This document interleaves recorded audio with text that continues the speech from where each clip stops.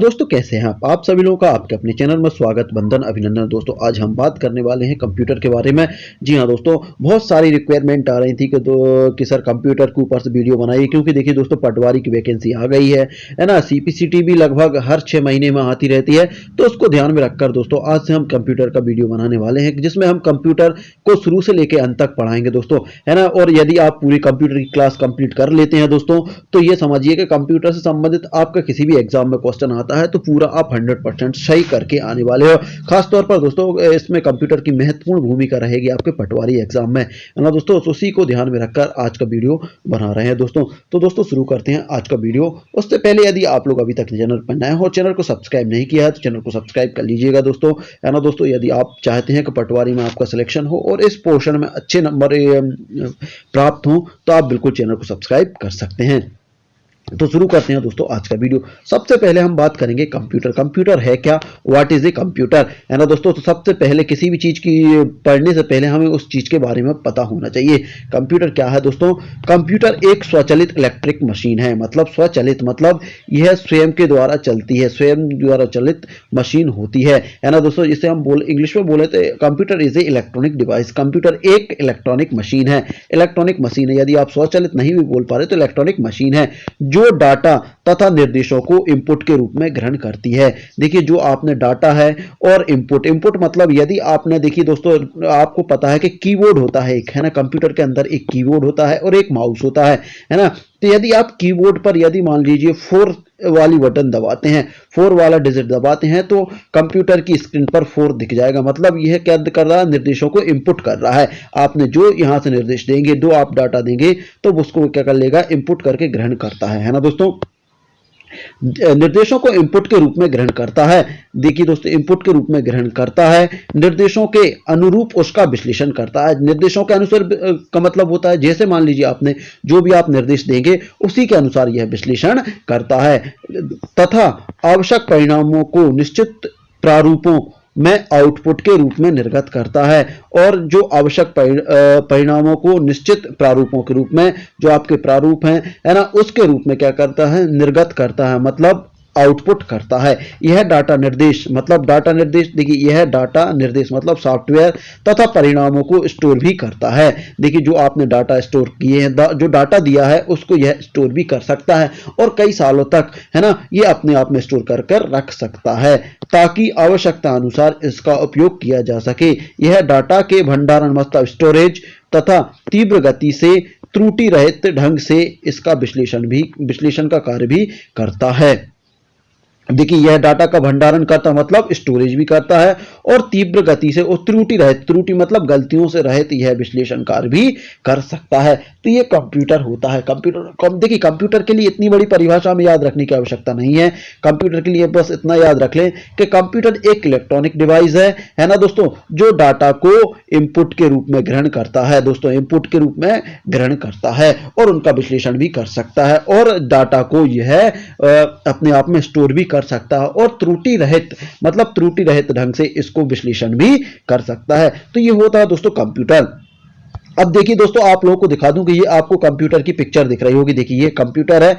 अब इसमें क्या क्या पार्ट्स होते हैं, सबसे पहले बात करूं तो ये होता है दोस्तों मॉनिटर, है ना दोस्तों, और ये होता है सीपीयू, एंड ये होता है दोस्तों सीपीयू, और ये आपको दिख रहा है, ये होता है दोस्तों कीबोर्ड, और ये दिख रहा है आपको, ये होता है माउस, है ना दोस्तों, है ना। अब यहां से देखिए आउटपुट, यहां से देखिए इनपुट कहां से जाएगा दोस्तों, इसमें इनपुट कहां से जाता है, कीबोर्ड से। जैसे मान लीजिए आपने कोई भी बटन दबाया इसमें, है ना, ये मान लीजिए बटन है, आप इसमें से किसी भी बटन को प्रेस करते हैं, इसको प्रेस करेंगे, 2 को प्रेस करेंगे तो आउटपुट के रूप में आपको यहां 2 दिखेगा, है ना दोस्तों। फिर इसका प्रोसेसिंग होगी, है ना। या देखिए यहां से जैसे ही हम इनपुट देते हैं तो यहां पर देखिए सीपीयू से क्या होता है, सीपीयू में प्रोसेसिंग होगी। देखिए दोस्तों सीपीयू, है ना, सीपीयू में प्रोसेसिंग होगी और आउटपुट के रूप में यहां पर दिखेगा।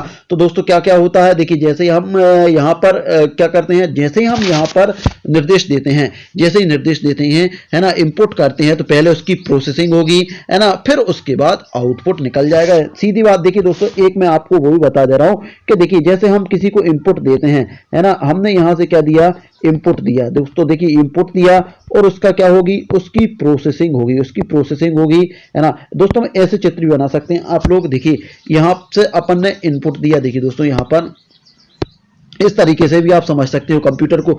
देखिए हमने यहां से क्या दिया, इनपुट दिया, इनपुट दिया और यहां पर हुआ दोस्तों प्रोसेसिंग। ये क्या हो गई, प्रोसेसिंग, है ना दोस्तों। और यहां से निकलेगा आउटपुट। यहां क्या निकल जाएगा दोस्तों, आउटपुट, है ना दोस्तों। देखिए यहां से आप इनपुट देंगे, फिर उसकी प्रोसेसिंग होगी यहां पर, फिर उसके बाद आउटपुट हो जाएगा। यदि हम निर्देशों की बात करें तो यहां से आप निर्देश इंपुट करेंगे। देखिए यहां से निर्देश इंपुट करेंगे, है ना, यहां से निर्देश इंपुट करेंगे, फिर उसकी भी प्रोसेसिंग होगी, फिर उसके बाद भी आउटपुट निकल जाएगा। तो ये प्रक्रिया होती है कंप्यूटर में, आप लोगों को समझ में आ गई होगी दोस्तों। उसके बाद बात करेंगे हम कंप्यूटर, देखिए इसके बाद बात करेंगे दोस्तों अब हम बात करेंगे कंप्यूटर के घटक या सिस्टम। कंप्यूटर के कितने प्रकार होते हैं, कंप्यूटर के घटक क्या क्या होते हैं। देखिए कंप्यूटर के प्रत्येक घटक, देखिए कंप्यूटर की बात करें तो कंप्यूटर की, देखिए कंप्यूटर सिस्टम के घटक, देखिए component of the computer system. देखिए कंपोनेंट कौन कौन से कंपोनेंट होते हैं वो हम देख ले रहे हैं। देखिए कंप्यूटर का प्रत्येक घटक या तो हार्डवेयर होता है या फिर सॉफ्टवेयर होता है। देखिए कंप्यूटर में दो प्रकार के घटक पाए जाते हैं, एक हार्डवेयर होता है, एक सॉफ्टवेयर होता है। हार्डवेयर क्या होता है दोस्तों, हार्डवेयर की बात करेंगे तो हार्डवेयर वे सारे पार्ट्स होते हैं जिनको हम छू सकते हैं, देख सकते हैं दोस्तों, छू सकते हैं और देख सकते हैं और महसूस कर सकते हैं। देखिए दोस्तों जिनको हम छू सकते हैं, देख सकते हैं, महसूस कर सकते हैं, वो क्या होते हैं दोस्तों, आपके हार्डवेयर रहते हैं। मतलब सीधी बात, हम एक ही बात करें, जिनको हम छू सकते हैं, छूने की बात याद रखो, उन वो हार्डवेयर होते हैं दोस्तों, जिनको हम छू सकते हैं। जैसे मान लीजिए आपकी बात करूं सीपीयू, देखिए सीपीयू एक हार्डवेयर है। माउस, है ना, माउस की बात करूं ये भी हार्डवेयर है।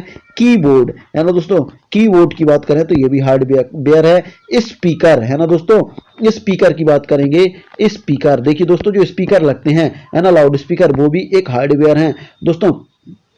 और भी बहुत सी चीजें रहती हैं, जैसे बॉल पेन हुआ, है ना, जॉयस्टिक हुई, ऐसे ये सब हार्डवेयर हैं दोस्तों। और सॉफ्टवेयर, अब दूसरी बात क्या होगी दोस्तों, सॉफ्टवेयर की बात करेंगे तो सॉफ्टवेयर बे सारे, देखिए बे सारे चीजें होती हैं जिनको हम ना तो छू सकते हैं ना ही देख सकते हैं। देखिए इनको हम छू नहीं सकते, सिर्फ उनको महसूस कर सकते हैं, वो सॉफ्टवेयर होते हैं, सॉफ्टवेयर होते हैं, है ना दोस्तों। इसमें दिया अनुदेशों और प्रोग्रामों के समूह जो कंप्यूटर को यह बताता है कि क्या और कैसे करें, सॉफ्टवेयर कहलाता है। देखिए दोस्तों कंप्यूटर को सिर्फ निर्देश दिए जाते हैं, उनको हम बोलते हैं सॉफ्टवेयर, है ना दोस्तों। सॉफ्टवेयर मतलब जो सॉफ्ट है, जिनको हम ना देख सकते हैं ना छू सकते हैं, सिर्फ महसूस कर सकते हैं, महसूस कर सकते हैं, है ना, जो निर्देशों का पालन करते हैं। जैसे मान लीजिए आपने, देखिए हमने यहाँ पर दो दबाया, है ना, और उसका निर्देश जो प्रोसेसिंग हुआ और उसके बाद आउटपुट में हमें दो दिख गया कि दो के बीच में जो प्रोसेसिंग है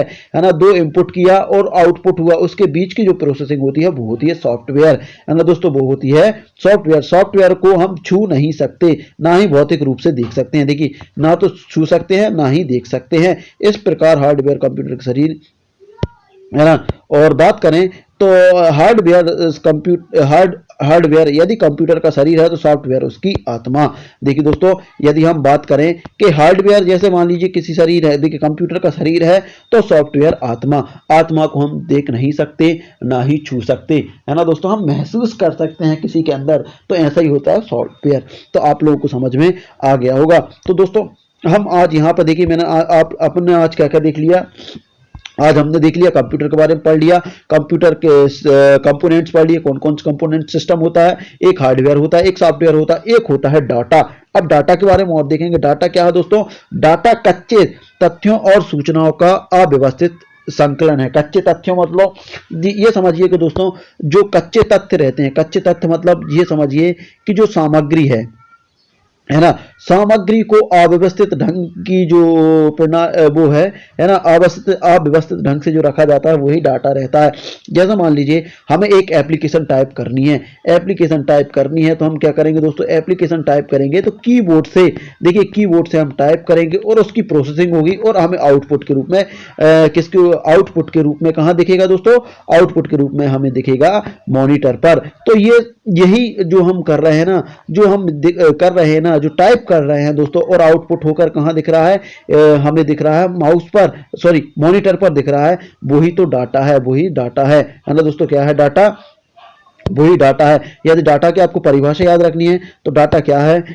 डाटा कच्चे तथ्यों और सूचनाओं का अव्यवस्थित संकलन है जिसे कोई सार्थक निर्देश नहीं निकाला जा सकता। जिससे कोई, देखिए, अव्यवस्थित वो सामग्री है।